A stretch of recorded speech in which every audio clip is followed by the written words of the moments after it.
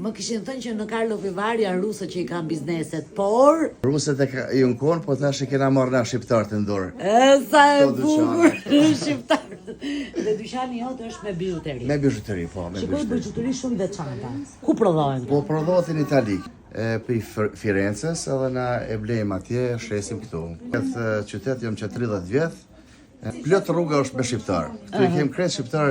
Prej dyqanit në dyqanin mundi me kalu e sheni krejt shqiptar. S'ken nevojë me fol as rusisht as anglisht, vetëm shqip folni krejt ju marrin vesh.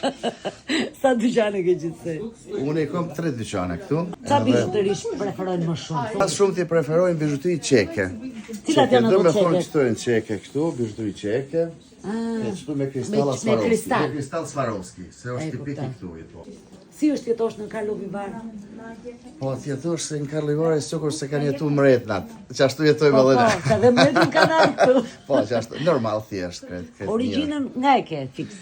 Në Gjakov, në Kosovë, prej Kosovës kena shku në Kroaci, e prej Kroacijës mas luftës Kroacijës kena ardhur këtu në Çeki.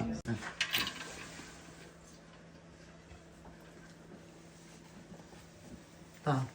Ne shpjegoj një çiko Rafael si bëhen këto. Po këto prodhohen këtu në Çeki, edhe janë krejt Swarovski kristalla, po është prodhimi çek. Dhe këto i kërkojnë shumë Këto i turistë. kërkojnë shumë turista, po. E shikoj, edhe ato lartë një Krejt, gjë. po, krejt janë njësoj, krejt janë qështu, po. Një kuriozitet, sa mund të kushtoj kjo për shembull? Po kjo për shembull kushton deri në 500 euro. 500 euro, 500 euro, po. që ka goxha me vlerë.